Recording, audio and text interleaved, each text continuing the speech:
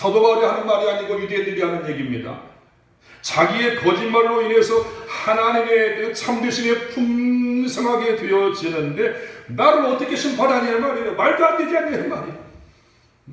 하나님의 풍부하심이, 의의 풍부하심이 드러났는데 내가 조금 죄진 것으로 인해서 나를 심판한다고? 심판받지 않겠다는 거죠. 심판해서는 안 된다고 그렇게 이야기합니다. 그래서 8절에 보면 같이 읽어봐요. 시작. 또는 그러면 선을 이루기 위하여 악을 행하지 않겠느냐. 야, 이제 여기까지 나가는 거죠. 선을 이루기 위해서 악을 행하는 것도 좋다고 이렇게 지금 이야기하는 거지요. 사도 바울이 말합니다. 이런 식으로 비방하는 사람들이 있다고 그랬어요, 여러분. 같은 맥락에서 지금 말씀드린 것처럼 인간의 불의함으로 하나님의 참되심을 드러났는데 하나님이 진노를 우리에게 내리는 것은 부당한 거 아니냐 이 말이에요. 하나님의 말씀을 맡았고 많은 우리가 계시를 받았고 많은 선제가 있었는데 우리가 조금 잘못 해갔다고 그래서 오히려 하나님의 살아계심을 증명해 주는 것인데 우리를 심판하겠냐 이 말이에요. 이스라엘의 선민된 우리를 심판하는 거 그거 너무나한 거 아니야 이 말이에요. 마치 그래서 뭐라면 악을 행하게 되면 선을 이룬다고 하는 모렴치한 이론과 답변을 가지고 있게 해주는데 사도 바울이 뭐라고 그랬어요? 그렇게 말하는 사람은 뭐하는 것이 마땅하다고요? 네? 그들은 정죄받는 것이 마땅하니라. 잘 들으세요 여러분요. 사도 바울은 말합니다. 답변합니다. 그들에게 그러한 태도를 가지고 사는 너희들은 정죄받는 것이 마땅하다. 하나님 앞에 죄인으로 낙인 찍혀서 지옥 갈 만한 사람이라 이 말이에요. 하나님은 어떠한 죄도 용납하지 않으신다는 거죠. 그러니까 하나님을 영광을 드러난다고 해도 악행으로 그것을 정상화해서는 안 된다. 궤변을 늘어서는 안 된단 말이죠.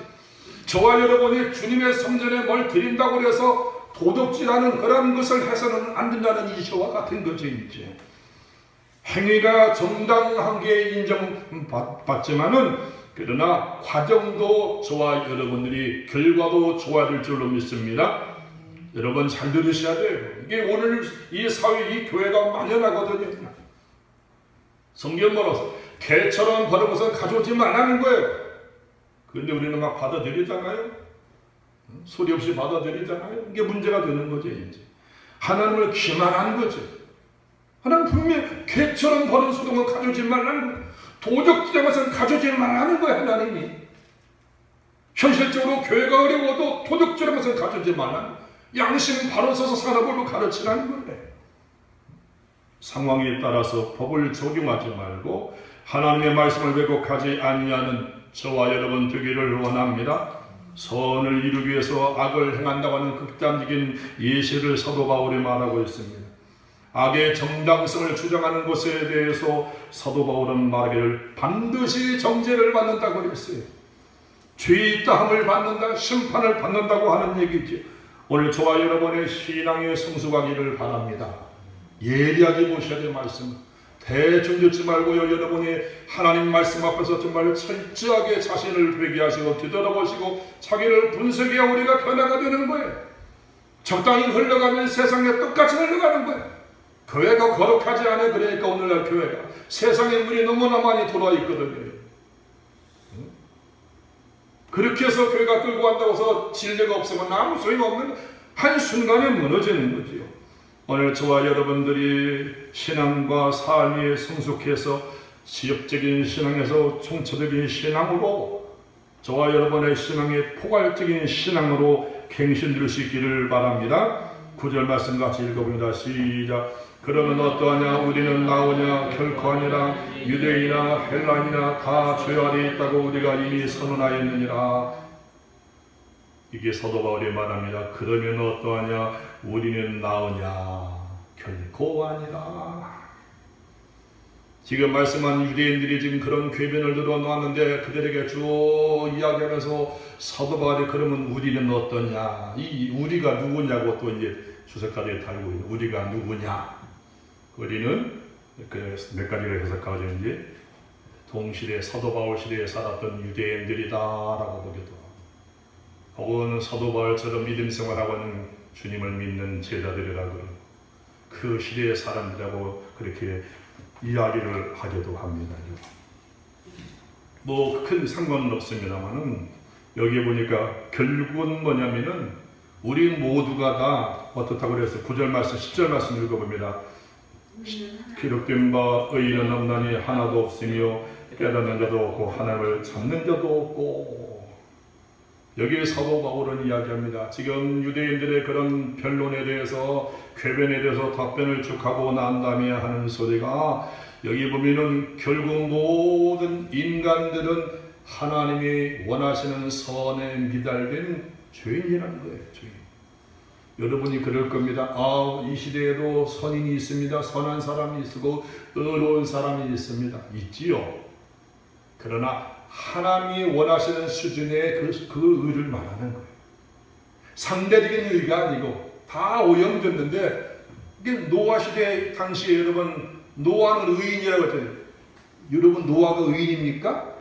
상대적인 의인이야. 이게 다른 사람들에 비해서 조금 반성가 더 낫다는 거지, 하나님이 원하는 기준은 아니잖아요. 우리가 보면은 똑같이 여러분 노아 홍수 끝난 다음에도 추태 부리고 망신 당하고 그러잖아요. 그 의로운 것은 하나님이 원하시는 의가 아니고 지금 말한 것처럼 다른 사람들과 비해서 좀 깨닫고 뉘우치고 반성한다는 의미에서 의가 되는 거다 이 말이죠. 그러니까 이스라엘 사람들, 이 계명을 받고 말씀을 맡은 이스라엘 사람들, 궤변을 떠는 그런 사람들이 표면적으로 유대인이라고 자랑을 하고 아브라함의 후세라고 자랑하는 그들을 향해서 신랄하게 사도 바울이 반박을 하면서, 하나님은 신실한 분이시다, 하나님은 변하지 않으신다, 하나님은 심판하시느라 정당하시다, 그분이 심판하겠다는 것은 그런 조건을 갖추고 있기 때문에 당당하게 나가신다 이야기하면서 하는 얘기가, 유대인 역시 일반인보다 낫지 못하다고 우리 지난번에 배웠잖아요. 말씀을 맡았고 그들의 계명을 잘 알고 그리고 규례의 율법에 익숙한 그들이지만은 행위를 보니까 별로 나은 것이 없다는 거죠. 일반 사람보다 하나님의 말씀을 맡았음에도 결코 나은 것이 없다. 그래서 오늘 시편 오늘 10절 말씀에 보니까 의인은 없나니 한 사람도 없다 그렇죠. 시편 14편을 인용한 거거든요. 의인은 없나니 하나도 없으며. 저와 여러분도 그 범죄에 들어가지 않습니까? 성경에 의인은 없는데 하나도 없는데 또 어떤 놈이 나는 또 의인이라고 그러면 그거 잘못된 거죠. 교주들이 그러잖아요. 교주들이 자기는 아니라 자기만은 예의라고. 이 땅에 발에 먼지 묻히고 다니는 사람은 다 똑같아. 우리보다 낫고 성각하고 깨어있는 사람도 많지만은 지금 말씀드린 것처럼 상대적으로 좀 나을 뿐이지 결국 하나님 앞에서는 죄인이 멸망받아 마땅하다 이 말이죠. 그런데 지금도 이 사실을 깨닫지 못하는 사람은 두 가지가 뭐예요? 첫 번째는 뭐예요? 아직 자기 주제 파악을 못하는 거예요. 자기가 누군지를 모르는 사람이 아직도 먹고 사는데 바빠서 인간의 실체가 뭔지를 철저히 보지 못하고 있는 것 뿐이에요. 네? 제대로 본다면 자기가 죄인 것을 알죠. 어떤 사람 말하는데 자기 이론이 거창합니다. 들어보니까 유치한 거예요. 근데 그 사람은 거기에 최고라고 생각하고 있어요. 우물안에 개구리처럼 그 안에 있으니까. 그러니까 하나님의 죄인이라고 그러는데 이 사람은 아직까지 자기 양심을 제대로 보지 못하기 때문에 그런 착각을 하는 거예요. 아니면은 뭡니까? 이 사람이 거짓말하는 거죠. 자기 기만이죠. 자기 약한 모습이 있고 병든 모습이 있고 죄된 모습이 있고 양심에 갇히게 되는 것이 있는데 아닌 척하는 거죠. 눈에 보이는 자기 위치 때문에 그렇게 하는 거죠. 그래서 오늘 성경에서 나오는 얘기가 바로 인간들은 보편적으로 죄인이라는 거죠. 하나님 앞에서 다 죄인이라는 얘기예요. 우리가 예수님을 전도할 때 당신은 죄인이라면 발을 뛰자는 게 잘 아셔야 돼요. 모든 사람이 다 죄인이라 하나님 앞에서는 걸 우리가 이야기해 드렸는데, 그런 사람들은 갑자기 그 얘기하면 마치 법정에서 죄인 송구받은 것처럼 내가 무슨 죄인지는 막 달려드는 사람이 있어요. 지혜롭게 말해야 되는 거죠. 그래서 오늘 여기 보니까 11절부터 18절까지 지금 계속해서 구약을 인용하면서 인간이 얼마나 전적으로 타락했는가를 그 타락상들을 지금 10절 이하에 쭉 지금 열거하고 있습니다. 18절까지요. 몇 가지만 한번 읽어보십니다. 13절부터 읽습니다. 시작. 그들의 목구멍은 열린 무덤이요 그 혀에는 속임을 일삼으며 그 입술에는 독사의 독이 있고 그 입에는 저주와 악독이 가득하고 그 발은 피 흐르는 발은지라 파멸과 고생이 그 길에 있어 평강의 길을 알지 못하였고 그들의 눈앞에 하나님을 두려움이 없느니라 함과 같으니라.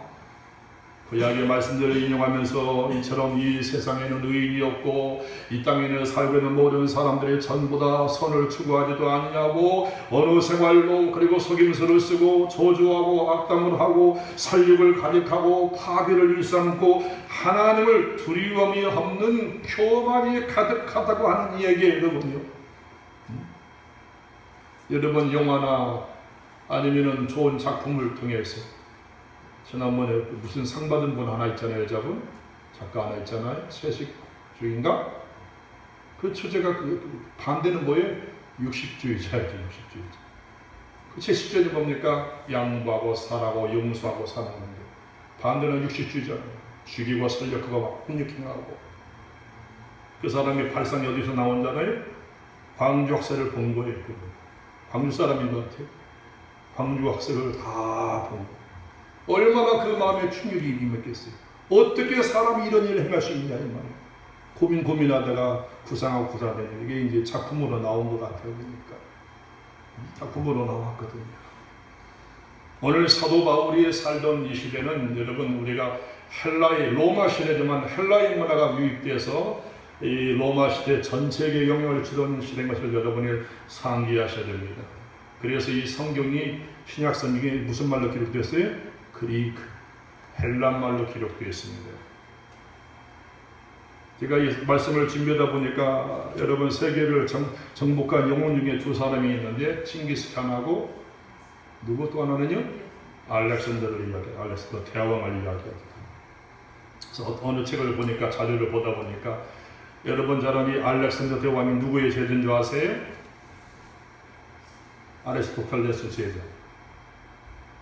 아리스토텔레스 제자고 소크라테스의 증손 제자라고 그래요. 증손 제자.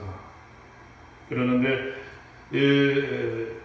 알렉산더 대왕이 얼마나 영향을 받았냐면은 아리스토텔레스를 교사로 삼아서 그 아버지가 위해서 이제 가르침을 받게 됐는데 무리에도 배우고 그 다음에 아리스토텔레스의 많은 철학과 이론을 배우게 되고 그리스 문화에 깊이 배워가지고 호메르스의 일리아드, 오디세이를 감명 깊게 읽고 뭐 그런 얘기라고 했어요. 동방을 정벌하러 나갈 때 나중에 인도를 정벌하고 나가고 막 그러잖아요. 그 동방을 정벌할 때에도 마찬가지로 베개 밑에다가 일리아드, 아리스토텔레스가 표정했던 일리아드를 놓고서 잠을 잠자도록 문학도 있고 철학도 있다고 하는 얘기죠. 33세의 젊은 나이로 모기 물려서 죽었는데요. 어떤 분은 말하냐면 이 알렉산더가 아리스토텔레스의 영향을 받았다는 거죠.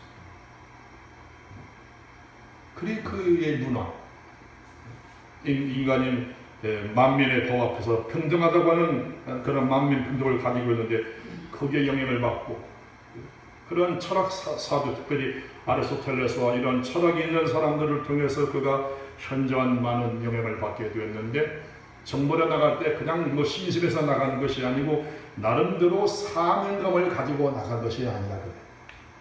그리스의 그러한 철학과 문화를 퍼뜨리기 위해서 그런 사명감을 가지고 나갔다고 하는 추론하는 사람도 있는 것을 제가 보게 되었습니다.